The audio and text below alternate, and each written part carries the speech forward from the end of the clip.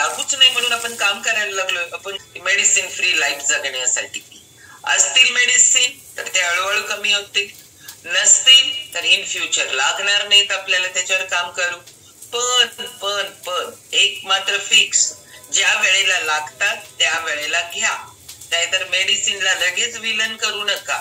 काही वेळेला मेडिसिन हे तुम्हाला काय असतात माहितीये का, ही ती गरजेचीच असतात, त्याला विलन नाही करणार. पण खरंच नको मेडिसिन्स आपल्याला, त्याच्यासाठी मात्र स्वतःच शरीर त्या पद्धतीनं वर्क करायला लागतं. नाहीतर कोणतर म्हणाल मेडिसिन नकोच, म्हणजे माझी बीपीची गोळी चालू आहे ती आधी मध्ये दांड्या मारतो. लोक लई विचारास आपण करतात, बघतो जरा एक दिवस करून. तुम्ही काय डॉक्टर आहे का? नाही ना. मग तुम्ही काही बघतो करायचं नसतं, डॉक्टर बघतात तुम्हाला. कारण ज्यांनी चालू केलं तेच तुमचे काय करायचं ते ठरवतात. आणि मग परवा तरी कुणी स्वतः थायरॉइडची गोळी एक दिवस करून बघितल्या आणि मग थायरॉइड एकदम परत वाढणार. असं नका करू. डॉक्टर करायला पाहिजेत तुमच्या गोळ्या बंद, तुम्ही नाही करायच्या. म्हणजे त्याला विलन नका करू, पण त्याच्यावर डिपेंड राहू नका. पहिला बॉडी त्या पद्धतीनं तुमची बनवा. आणि त्याच्यासाठी सिटी सर जीव तोडून घसा फाडून नाभीपासून सांगायला लागलेत. योगपंडित आहेत, योग प्राध्यापक आहेत, नॅचरोपॅथिस्ट आहेत, मस्तपैकी औषध पण देतात. नाही तुम्ही बरं झालं तर म्हणून दोन्ही रोल त्यांनी व्यवस्थित सांगायला लागलेत. इकडे तुम्हाला खायला येला विलन बनवला तर त्याचं पुढच्या वेळेपासून येणार नाही ना आपल्याला सांगायला. त्यांचं औषध पण कोण खाणार? त्याच्यामुळं दोन्ही पण कामं व्यवस्थित करायला लागलेत. आपल्याला मेडिसिन लागू नयेसाठी खूप भारी प्रयत्न करतायत. त्याच्यावर जे मुद्दे सांगायला लागले त्या सगळ्यावर आपण काम करू. ऐकायला बोलायला अवघड सगळे, पण तरी पण आपल्याला समजलं तर त्याच्याकडे ऍक्शन होत जाईल आपली. जाणार आहोत आपण विजय शेट्टी सरांच्याकडे. जोरदार क्लॅप करू आपण शेट्टी सरांसाठी. कालचा आपल्या चिता किडनीचा विषय मांडला की नाही, आनंदाची गुरु किल्ली. तर आपल्या स्वतःची फॅमिली जी आहे की नाही, तर त्याचा बेस जो आहे की नाही, तर तो योगाचाच आहे. मग आनंदाची गुरु किल्ली आहे. तर कालच्या याला मी ते असं कनेक्ट करून घ्यायला लागलोय. आनंदाचा सागर त्यावरी आनंदाच्या लाटा, योग साधने मध्ये गवसतो आनंदाचा साठा. आनंदाचा सागर त्यावरी आनंदाच्या लाटा, योग साधने मध्ये गवसतो आनंदाचा साठा. बघा, सगळ्यांना आनंदी राहायला पाहिजे की नाही? सगळ्यांना आनंदी राहायला आवडते, दुःखी कोणालाच नको असते. मग आनंदी राहायचं असेल की नाही, शिर सलामत तो पगडी 50. मग औषधं खाऊन आपण आनंदी राहणार आहे का? नाही आहे. बघा, आता मॅडमने पण सांगितलं की नाही, गरज असते तेव्हा आपल्याला औषध घ्यावं लागतं. असं आहे, नाविलाज असतो आपण घेत असतो, गरज असते. पण आपल्याला आपण रूट कॉजवर आपण काम करायला लागलोय काय, तर तो एकच स्वतःची फॅमिलीचा एकच पॉइंट आहे की आपल्याला रोगाच्या मुळावर काम करणं आवश्यक असते. आणि ते काय असते, ते ऍव्हरेज आपण ते होत नसते. लक्षात आलं काय? आणि मी जे तुम्हाला आता 8 पॉईंट सांगायला लागलोय की नाही, तर त्या 8 पॉईंटचा रिलेशन आहे की नाही, तर तिथं सांगायला लागलोय ना, त्याचा मेडिसिनशी तसा अर्थार्थी संबंध नाही आहे. लक्षात घ्या. आणि म्हणून ज्या लोकांनी आता बघा पूर्ण हा टॉपिक ज्यांनी ऐकलेला आहे, लक्षात आलं, त्यांना कदाचित आता थोडं मेडिकल आहे, थोडंसं क्लिष्ट आहे, मी माझ्यापर्यंत सोपं करून सांगायला लागलोय. पण तुम्ही हे जर समजून घेऊन याच्यावर जर काम केलं की नाही, मी तुम्हाला पक्क सांगतो, खरोखर सांगतो, प्रामाणिकपणे सांगतो, तुम्ही पूर्ण मेडिसिन बेर होऊ शकता. हा टप्प्याटप्प्यानं विथ नॉलेज जर तुम्ही समजून घेऊन केला, थोडा बदल करत जरी गेला की नाही, लक्षात आलं काय, आणि स्वतःची फॅमिली तुम्हाला गाईड करायला तयार आहे, तर तुम्ही त्यातनं पूर्ण बाहेर पडू शकता. कारण का, हे जे 8 पॉईंट आहेत की नाही, त्याच्यात कुठल्याही पॅथीचा तसा औषधाचा अर्थार्थी संबंध नाही आहे. हे तुमची संपूर्ण लाईफस्टाईल, तुमचं खाणं पिणं, तुमच्या माइंडवर काम, तुमची दिनचर्या सकाळपासून, त्याचा फार मोठा रोल असतो. लक्षात आलं. तर त्यातले मी आता परत सांगतो कव्हर केलेले पॉईंट. उद्या जो आहे की नाही, उद्या आपला माझा शेवटचा दिवस आहे. उद्या मी पूर्ण 8 पॉईंटची समरी घेणार आहे. म्हणजे तुम्हाला नेमकं अजून कसं ते एका वेळी सगळे पॉईंट काय होणार आहेत, ते कसे इंटरकनेक्टेड आहेत एकमेकाशी. आणि म्हणून ह्या ह्याच्यावर आपण काम केलं. एक पेपर ते म्हणून इकडे होते, एक मग आपण त्या चिखलात, राडीत, दलदलीत आपण कसं तो रुतत जातो. आणि मग त्या मेडिसिनचे त्याचे साईड इफेक्ट, एका औषधाचे साईड इफेक्ट, दुसऱ्या औषधाचे साईड इफेक्ट, आणि आपण त्यातनं बाहेर कधीच पडत नाही. लक्षात आलं. तर आयुर्वेद काय इथे कुठले पॉईंट्स आहे बघा. ग्लायकेशन झालं, ऑक्सिडेटिव्ह स्ट्रेस दुसरा, तिसरं मायट्रोकॉन्ड्रियल डिस्फंक्शन, तिसरं सांगितलं मी इन्सुलिन रेजिस्टन्स, चौथं सांगितलं, 5वं सांगितलं मेम्ब्रेन इंटिग्रिटी, 7वं होतं इन्फ्लमेशन. आता 8वा आज आहे, 7वा आहे ॲटोफेजी, आणि उद्या घेणार आहे ते इपिजेनेटिक्स, आणि त्याची समरी घेणार आहे. तर आता हे ॲटोफेजी, आता ते सांगतो. आता कसं आहे, शिर्यते इथे शरीरम, जे झिजणार आहे ते शरीर आहे. लक्षात घ्या. तुम्हाला जन्म आहे ना, त्याला मृत्यू आहे, तुम्ही टाळू शकत नाही. आणि शरीर हे आहे की नाही, हे झिजणारच आहे. तर ही झिजण्याची जी प्रोसेस आहे ना, तर म्हणजे त्याला एजिंग प्रोसेस म्हणतात, ही आपली स्लो डाऊन व्हायला पाहिजे. लक्षात आलं, स्लो डाऊन, सावकाश गेली पाहिजे. म्हणजे वंदे भारत ट्रेन नको आपल्याला, लक्षात आलं काय, किंवा इलेक्ट्रिकची ट्रेन आहे की नाही याच्यावर चालते ती नको आहे. आपली गाडी नॅरो गेज पाहिजे, एकदम झुकझुक झुकझुक गाणारी पॅसेंजर गाडी पाहिजे. मृत्यू आपण टाळू शकत नाही, मग ते शरीर झिजणार आहे की नाही, तर ही प्रोसेस स्लो डाऊन झाली पाहिजे. आणि आपल्या आजचा जो टॉपिक आहे की नाही ॲटोफेजी, मी त्याचा अर्थ वगैरे सांगतो, लक्षात आलं. तर हे आपले पूर्वज फार हुशार होते आणि हे सगळे उपवास तपास आहेत की नाही. आता नवरात्राचा उपवास कोणाकोणाचा चाललाय बघा, नवरात्रात 9 दिवस उपवास, लक्षात आलं. हा आता उपवासाची संकल्पना पण प्रत्येक धर्मामध्ये आहे, लक्षात आलं, प्रत्येक धर्मामध्ये सांगितलेलं आहे. आणि मग त्याच्या मागं फार मोठं सायन्स आहे. आणि मग हे सायन्स राहिले आता बाजूला आणि एकादशी आणि दुप्पट काशी झाले, लक्षात आलं. त्याच्यापेक्षा ते उपवास न केलेला बरं, तुम्ही रेग्युलर खाल्ले पिलेलं बरं, एवढं ते उपवास. बायोलॉजिकल वेस्ट, लक्षात आलं काय, तर ते बॉडी तुमची खात असते आणि मग तुम्ही त्यातनं बरे होत असता किंवा काहीतरी. ही प्रोसेस आहे ॲटोफेजी, म्हणजे बायोलॉजिकल प्रोसेस. म्हणजे त्याच्यामुळे काय होतं, रिसायकल, तुमचे नको असलेले कॉम्पोनंट असतात की नाही, तर ते बॉडी हे करते, लक्षात आलं. तर क्लिअरिंग युअर बायोलॉजिकल वेस्ट, त्या प्रोसेसला काय म्हणायचं, ॲटोफेजी. म्हणजे तुमचे बायोलॉजिकल वेस्ट म्हणजे पेशी लेवलचा कचरा, फ्री रॅडिकल, ऑक्सिजन रॅडिकल, लक्षात आलं, नको असलेले घटक हे तयार होतच असतात, तर त्याला म्हणायचं बायोलॉजिकल वेस्ट. कितीतरी बायोकेमिकल तुमच्या शरीरामध्ये त्या या प्रोसेस चालू असतात. मग तिथं काहीतरी जळणार, मी सांगतो ना, लाकूड होणार, जळणार, तिथं कोळसा तयार होणार, राग तयार होणार, हे तयार होणारच असते, तुम्ही टाळू शकत नसता. तर ते बायोलॉजिकल वेस्ट हा काय झालं पाहिजे, ती प्रोसेस जी आहे तर त्याला म्हणायचं ॲटोफेजी. म्हणजे तुमची बॉडी काय करते, ते खात असतं, लक्षात आलं. आणि म्हणून आपल्याला तुम्हाला इकडं बघा, जे वेट लॉस मॅरेथॉन मध्ये आहेत, आता इथे कोण नवीन लोक कोण असतील बघा. आता सगळे लोक इथं फ्युल इंटेक करतात काय नाही आहे, तुम्ही बरेच लोक इथं ऐकताय. आणि मी तुम्हाला सांगतो प्रामाणिकपणानं, तुम्हाला पूर्ण मेडिसिन फ्री व्हायचं असेल तर या प्रोसेसमध्ये ज्यावेळी तुम्ही येता, हे सगळं नॉलेज घेता आणि थोडा ज्यावेळी तुम्ही बदल करत जाता का नाही, तर त्यावेळी तुमचेच डॉक्टर, आम्हाला कुणालाही अधिकार नाही तुमचं औषध बंद करा किंवा कमी करा वगैरे, लक्षात घ्या. तुमचेच डॉक्टर औषध रिपोर्ट बघून, तुम्हाला कसं औषधाची पण सवय झालेली असते, ते कमी करत त्यांना ते बंद करू शकतात, लक्षात आलं. फक्त तुमचं टाळी कधी एका हातानं वाजते का बघा, वाजवा बघू टाळी एका हातानं, 2 हाताने टाळी वाजते. मग दुसरा हात पण काय करायला पाहिजे, शरीर तुम्हाला मदत करायला तयार आहे, पण तुम्ही शरीराला मदत करत नाही. मी सांगतो नेहमी, बॉडी हील्स यू, तुमचं शरीरच तुम्हाला मदत करत असतं, बरं करत असतं. पण ते बरं करण्यासाठी आहे ना, आपण आपल्या शरीराला वेळ देत नाही, कारण आपल्याला बऱ्याच गोष्टी माहिती असत नाही. बरं, माहिती जरी असल्या की नाही, तर त्या तेवढ्या तुमच्या पाळल्या जात नाहीत किंवा त्या पाळत असताना त्याच्यामध्ये कन्सिस्टन्सी नसतं. पद्मजा पाटील आतापर्यंत किती वेळा विषय मांडला तुम्ही, कन्सिस्टन्सी, सातत्य. प्रत्येकानं आपलं आत्मपरीक्षण करायचं. मला जे काय दिलेलं आहे, जे काय सांगितलेलं आहे, नॉलेज दिले किंवा काय, तर त्याच्यामध्ये मी कन्सिस्टन्सी किती आहे, सातत्याला मी ते किती आचरणामध्ये आणतो. तर त्या लोकांचे काय लागलेत, परफेक्शन कडे ते निघालेत, आदर्श अवस्थेकडे निघालेत, मेडिसिन होत निघालेले आहेत, लक्षात आलं. तर आपल्याला काय आहे, 15 ते 16 तासाचा गॅप, लक्षात आलं, इंटरमिटेंट फास्टिंग सांगितलं जातं की नाही. तर हे जर तुम्ही पाळायला लागला तर तो ॲटोफेजी मधला मोठाही आहे, लक्षात आलं. 15 ते 16 तासाचा गॅप हे ज्यावेळी तुम्ही रोज पाळता, त्यावेळी तुमची ती प्रोसेस असते की नाही, म्हणजे सोपं. तर ती ॲटोफेजी प्रोसेस तुमचं शरीर तुम्हाला खात असतं. आणि मग मोठे उपवास असतात की नाही, 2 दिवसाचा, 3 दिवसाचा, 4 दिवसाचा.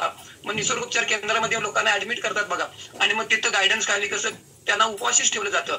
आता अर्थात तो निसर्गोपचार मधला तो पार्ट असतो, मग तिथं त्या गायडन्स खाली त्यांना उपवास. आणि मग त्याच्या मागची जी प्रोसेस आहे की नाही नॅचरोपॅथीमध्ये, तर ती ॲटोफेजीचीच आहे, लक्षात आलं काय. तर आपल्याला काय होतंय की आपण आता कसं करतो, दुपार 2 वेळा शेक घेतो का नाही वेट लॉस मॅरेथॉन. मग तुम्हाला काय केलं, वेल बॅलन्स मध्ये न्यूट्रिशन तुमच्या पोटामध्ये जात असतं. आणि दुपारचं जेवण सुद्धा हेल्दी पाहिजे, म्हणून दुपारी पण काय पण खाल्लोय असं नाही आहे. आणि मग तुम्ही 15 ते 16 तासाचा गॅप ज्यावेळी तुम्ही ते पाळता व्यवस्थित, तर या ॲटोफेजीचे बेनिफिट्स बघा.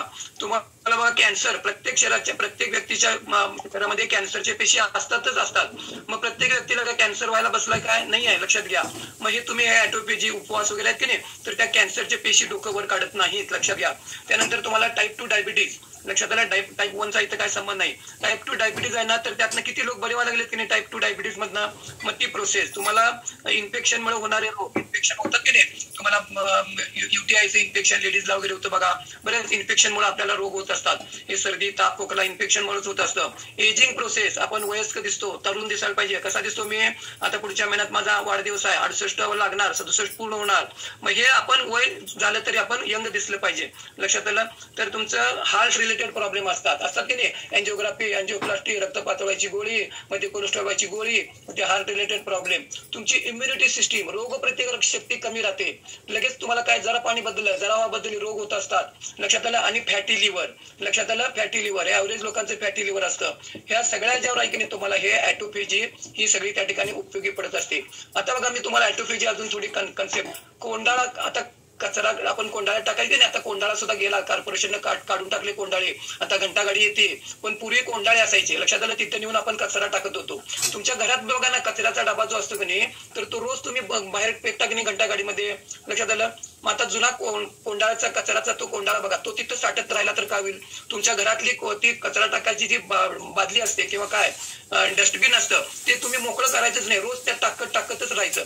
किंवा महानगरपालिकेचा कचरा डेपो असतो, तिथं सगळा गावाचा कचरा तिथं ते डंप करत असतात आणि तो महानगरपालिकेने त्याचा वापर हे करायचंच नाही, त्याची विल्हेवाट लावायची नाही. तो तिथं त्या जागेवरती साठवतच राहायचं. काय परिस्थिती राहील? लक्षात आलं? तुमचं सगळं शहर त्या कचऱ्यानंच भरून जाईल. आणि मग सेम कंडिशन काय होत असते, तर हा कचरा नको असलेल्या गोष्टी, तुमचे आता वजन वाढले की नाही, तुमचं अतिरिक्त चरबी आहे, विजरल फॅट आहे, तुमचं सबक्युटेनियस फॅट आहे, ज्यादा असलेली चरबी, पर्सेंटेज ऑफ चरबी बघा, 8 पॅरामीटर्स चेक करता की नाही, तर त्याच्यामध्ये टक्केवारी तुमच्या चरबीचं पर्सेंटेज किती आहे बघा, विजरल फॅट किती आहे बघा, तो कचराच आहे. लक्षात आलं? आता शरीरामध्ये तुमच्या कचरा म्हणजे काय? रक्तात वाढलेली साखर म्हणजे कचरा आहे, बायोलॉजिकल वेस्ट आहे. तुमचं वाढलेलं कोलेस्ट्रॉल, तुमचं वाढलेलं ट्रायग्लिसराईड, तुमचं वाढलेलं युरिक ऍसिड. लक्षात आलं? हे सगळं काय नको असलेल्या गोष्टी आहेत, हा कचरा आहे सगळा. आणि मग हा कचरा काय होणं, तो जर वाढत गेला म्हणूनच तुम्हाला रोग झाले. रक्तातली साखर वाढली म्हणूनच डायबिटीस झाला, युरिक ऍसिड वाढलं म्हणूनच तुमच्या पायावरती वगैरे सूज येते, कोलेस्ट्रॉल तुमचं वाढलं. लक्षात आलं काय? तुमचं ट्रायग्लिसराईड वाढलं, कोलेस्ट्रॉल वाढलं, HDL कमी झालं, LDL वाढलं म्हणूनच तुमच्या काय व्हायला ब्लॉकेज व्हायला लागले किंवा काय व्हायला लागले. मग हे वजन वाढलं म्हणूनच तुम्हाला बाकी प्रॉब्लेम होतात. मग हा सगळा बायोलॉजिकल वेस्ट आहे की नाही, तर हा कचरा एकतर तयार का होतो, आता तिकडे मी जात नाही, तयार का होतं त्याची कारण बऱ्याच वेळा झालेली आहे. मग ते तयार म्हणजे नको असलेला आधी घालायचं बंद करा आणि मग जे आहे की नाही तर ते बाहेर काढायची प्रोसेस आहे. तर ती काय? ॲटोफेजी, म्हणजे तो गार्बेज आहे. लक्षात आलं? हा गार्बेज म्हणजे कचरा. तर तो बायोलॉजिकल वेस्ट काय म्हणजे? बायोलॉजिकल वेस्ट म्हणजे ऑक्सिजन रॅडिकल, फ्री रॅडिकल. लक्षात आलं? तर त्याचं काय होत असतं आपल्याला, तर तो पेशी लेवलचा कचरा, तर तो बाहेर पडणं किंवा काय होणं, त्या ठिकाणी त्याच्यामध्ये काय असतं तुमच्या ह्याच्यामध्ये. आता बघा आपल्याला आहे की नाही, आपल्याला ऊर्जा आपल्या बॉडीमध्ये आहे की नाही, शरीरामध्ये ऊर्जा तुम्हाला हे कुणाला लागते? आपल्या ब्रेनला लागते. जास्त ऊर्जा कुणाला लागते? सगळ्यामध्ये, तुमच्या लिव्हरला, किडनीला, डोळ्याला, हाताला, पायाला, सगळीकडे ऊर्जेची पेशींना आवश्यकता असते. तर सगळ्यात जास्त ऊर्जा कुणाला लागत असते? तर तुमच्या मेंदूला लागत असते. मग सगळ्यात जास्त गार्बेज कचरा तयार कुठे होणार? इथं डोकी तयार होतो, मेंदूमध्ये तयार होतो. तिथं तुमचे काय असतात? तिथं मायट्रोकॉन्ड्रिया जास्त असतात किंवा काय, तर त्या तिथं कचरा तयार होतो की नाही. 60 ते 80 हजार एका दिवसामध्ये आपल्या अंदाजे एका मेंदूला गप्प 20% त्यानं काम करायला पाहिजे. आणि हे 20% जर ते व्यवस्थित काम करते, त्याला 20% ज्यादा रक्त लागलं नाही पाहिजे. हे ज्यादा रक्त जर 20% लागत असेल की नाही, तर तुम्ही तणावग्रस्त आहात. लक्षात आलं? 20% ब्लड सप्लाय जर व्यवस्थित तुमच्या ह्याच्यामध्ये जर राहिलं तर ते व्यवस्थित काम करतं. म्हणजे जेवढा तुम्ही ताण, टेन्शन, तुम्ही जेवढं जास्त तणावग्रस्त राहाल तेवढं काय होतं, मेंदूला जास्त रक्त पुरवठा लागतो. मग लागणार आहे, गरज आहे तर तो मेंदू मला काय सांगू नका म्हणते, मला पाहिजे, तुम्ही जास्त तणाव द्यायला लागलाय ना, मला रक्त पाहिजे, चिडता रागवता, मला रक्त लागणारच. आणि मग काय होतंय शेवटी ऑक्सिडेशन, परत बघा ऑक्सिडेशन म्हणजे जळणार, लाकूड जळणार, राख तयार होणार, कोळसा तयार होणार. मग तिथं तुमचा मायट्रोकॉन्ड्रिया असतो की नाही, तर तिथं ऑक्सिजन रॅडिकल, मायट्रोकॉन्ड्रिया तुमच्या पेशीमधला फर्नेस, भट्टी तुमच्या पेशीमध्ये आत असतो मायट्रोकॉन्ड्रिया. तिथं ATP ऊर्जा तयार होते, ऑक्सिजन येतो, ग्लुकोज येतो, ATP ऊर्जा तयार होते. कुठं होते? तुमच्या पेशीमध्ये मायट्रोकॉन्ड्रिया येतो. मायट्रोकॉन्ड्रिया डिस्फंक्शन मध्ये मी तिथे डिटेलमध्ये सांगितलं होतं. तर इथं तुमच्या ब्रेन मध्ये सांगालोय, ब्रेन मध्ये एवढे विचार, एवढं सगळं जास्त रक्त लागतं आणि मग तिथं तो कचरा तयार होत असतो ब्रेन मध्ये. आणि मग ह्याच्यावरती अँटीडोस काय? आता काय काय आता तुम्हाला शतायुषी फॅमिली किती वेळा सांगितलं, डॉक्टर प्रसाद पाटीलनी डिटेलमध्ये विषय मांडला होता, फार सुंदर विषय मांडला होता, झोपेवरती विषय मांडला होता. रात्रीची झोप तुमची जर व्यवस्थित होत नसेल तर हे कचरा स्वच्छ करायचं काम रात्री झोपेमध्ये होत असते. मग वजन कमी करायचं आहे, तुम्हाला रोगमुक्त व्हायचं आहे, काम कशावर करायला पाहिजे, रात्रीच्या झोपेवर. मग हा फ्री रॅडिकल तयार होतात का नाही, तर ती पुढची प्रोसेस असते तुमच्या याला काय त्याला ग्लिम्पॅटिक्स म्हणतात. ग्लिम्पॅटिक्स तो शब्द आहे, ग्लिम्पॅटिक्स. लक्षात आलं, ही ग्लिम्पॅटिक्स ही एक प्रोसेस आहे. लक्षात आलं, हे गार्बेज कचरा बाहेर काढायची प्रोसेस आहे, त्याचं नाव आहे ते ग्लिम्पॅटिक्स. लक्षात आलं, ते तुमचा तो कचरा असतो की ब्रेन मधला फ्री रॅडिकल ते ब्लड स्ट्रीम मध्ये येते आणि ते बाहेर काढायची जी प्रोसेस आहे ग्लिम्पॅटिक्स म्हणतात त्याला. तर ती प्रोसेस लक्षात आलं, ती ब्रेन मध्ये तुमच्या. मग ब्रेन तुमचं स्वच्छ पाहिजे की नाही, मग रात्रीच्या उपयोग आपल्याला किती काम करायला पाहिजे. मग आता इथं न्यूट्रिशनचा रोल असतो बघा.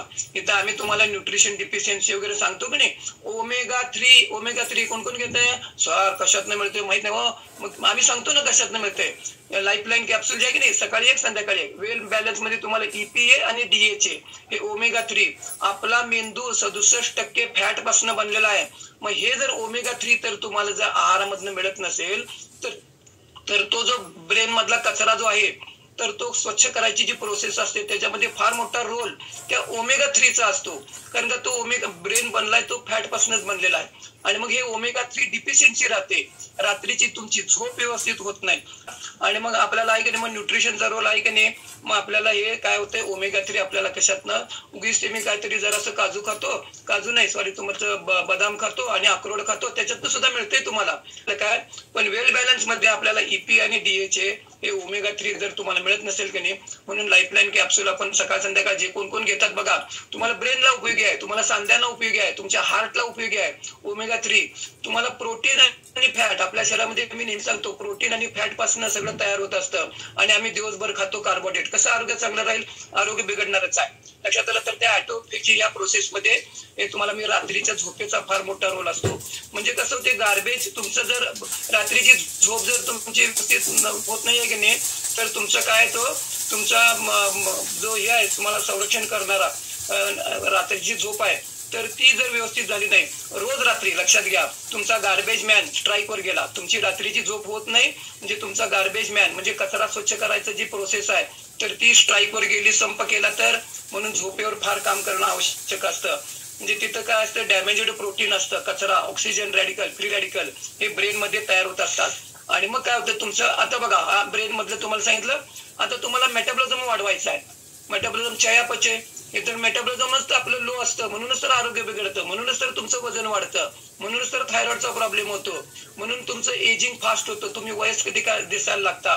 तर तिथं सुद्धा काय असतं, तर ते तुमचं मायट्रोकॉन्ड्रिया तिथं काय होत असतं ते प्रोसेस ऑटोफेजी मध्ये. म्हणजे म्हणून बघा वजन कमी करायला आपल्याला कसं औषधमुक्त व्हायचा, यंग दिसायला पाहिजे, आपल्याला शरीराला जरा मदत करा, तुम्ही जरा मदत करा. लक्षात घ्या, मी सांगितलं ना युअर बॉडी हिल्स यू, तुमचं शरीर तुम्हाला मदत करत असतं. आता इथं कसं असतो न्यूट्रिशन डिफिशियन्सी. आता मी तुम्हाला इथं 2 उदाहरणं देणार आहे, फक्त 2 उदाहरणं. शीतावरण भाताची परीक्षा तिथे 2 उदाहरण देतो.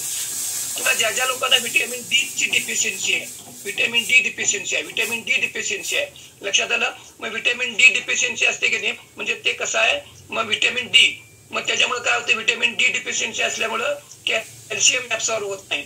असंही तुम्ही कॅल्शियम तुमच्या आहारामधनं जात नसतं, आपल्या आहारामधनं रोजच्या कॅल्शियम कमी जात असतं. मग बॉडीला त्या बायोकेमिकल रिॲक्शन मध्ये कॅल्शियमचा फार मोठा रोल असतो. मग निसर्गानं देवानं तुमच्या बफर स्टॉक दिलाय, कुठं तुमच्या बोन्स मध्ये, तुमच्या हाडामध्ये तो बफर स्टॉक दिलेला आहे. आणि तुम्ही आहारामधनं जर देत नसाल तर बॉडी तुमच्या हाडामधनं काय करते, ते बोन्स मधनं कॅल्शियम काढते. बरं, हाडामधनं कॅल्शियम काढलं, तिथे व्हिटॅमिन डी पाहिजे ना, तुम्ही आहारामधनं घ्या, नाहीतर तुमच्या ती बॉडी तुमच्या हाडामधलं काढू दे.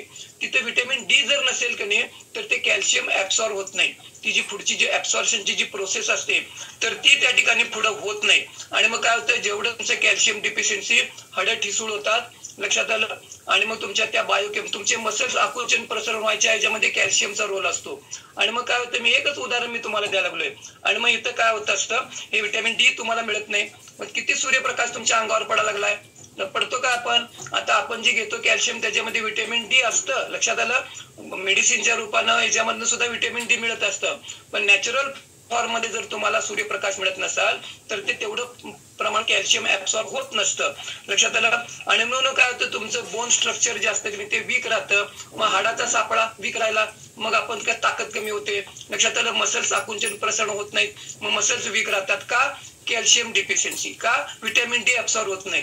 आणि मग काय होतं तुमचं, मग इथं तुम्ही ज्यावेळी आपण ॲटोफेजी हे तुम्ही 15-16 तासाचा गॅप उपवास वगैरे करता का नाही, तर ह्या प्रोसेस मध्ये काय होतं, हा गार्बेज तयार होणार आहे, लक्षात घ्या. हा गार्बेज ज्यावेळी तुम्ही हे तयार व्हायची जी याला होती की नाही, तर ते बाहेर काढायची जी प्रोसेस असते की नाही, तर याच्यामध्ये फार मोठा रोल जो असतो की नाही, तर तो या न्यूट्रिशनचा असतो. आणि मग तुम्ही ते काय होते, मी रात्रीच तुम्हाला म्हणतो की नाही, तुमचं शरीर तुम्हाला रात्री झोपेत बरं करणार किंवा काय, तर इथं त्याचा न्यूट्रिशनचा असा रोल असतो. आता हे बघा, न्यूरो जनरेशन म्हणजे तुमच्या आता बघा नर्व्ह असतात की नाही, ब्रेन मध्ये असतात किंवा काय असतात, तिथं बी विटॅमिनचा फार रोल असतो. B1, B6, B12, B13 सगळे बी विटॅमिनची सेरीज जी असते की नाही, तर बी विटॅमिनची डिफिशियन्सी तुम्हाला काय करते, तुमचं हे वाढवतं, न्यूरो डिजनरेशन, लक्षात आलं, तर ते वाढत असतं. आणि मग काय होतं तुम्हाला, त्यावेळेस तुम्हाला बघा, तुम्हाला हे ब्रेनचे प्रॉब्लेम किंवा डायबिटीसच्या लोकांना डायबिटिक न्यूरोपॅथी वगैरे असते की नाही किंवा काय, तर हे सगळ्यात काय न्यूरो डिजनरेशन होत असतं. आणि मग हे तिथे तुम्हाला काय होतं, बी विटॅमिन तिथं तुम्हाला कमी पडत असतं, लक्षात आलं. आणि मग काय होतं तुमचे, त्याच्यामुळे काय होतं, ऑक्सिजन रॅडिकल वाढतात. प्रोसेस असते, तुम्हाला कचरा तयार व्हायची जी प्रोसेस असते की नाही, तर तिथं ती वाढते. का? बी विटॅमिन मुळातच कमी पडतं. आता फॉर्म्युला 1चा डब्बा घेऊन बघा, त्यात बी विटॅमिन किती आहे. इथं का लोकांना रिझल्ट यायला लागले, मल्टीविटॅमिन टॅबलेट घेता बघा, त्याच्यात बी विटॅमिन आहे की नाही. आणि बी विटॅमिन जे आहे की नाही, बी विटॅमिन हे वॉटर सोल्युबल आहे, बॉडी ते स्टोअर करू शकत नाही, ते रोज तुम्हाला पोटात घ्यावे लागतात. मग फॉर्म्युला 1 मधनं पण जात आहे, मल्टीविटॅमिन पण मग जातं, बॉडी स्टोअर कसं करू शकत नाही वॉटर सोल्युबल असल्यामुळं, रोज घ्यावं लागतं वरनं. मग रोज ज्यावेळी तुम्ही घेता की नाही, हे न्यूरो डिजनरेटिव्हची प्रोसेस आहे, तर ती काय होते, म्हणजे कमी होते, लक्षात आलं. का? तर तुम्ही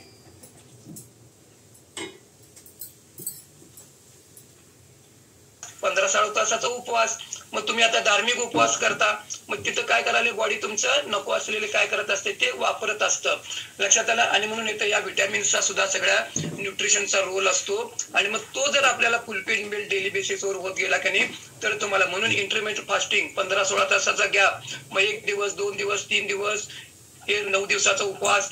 ते मुस्लिम समाजामध्ये बघा त्यांचं रोजे असतात, नंतर इकडं जैन समाजामध्ये पर्युषण पर्वमध्ये ते उपवास असतात.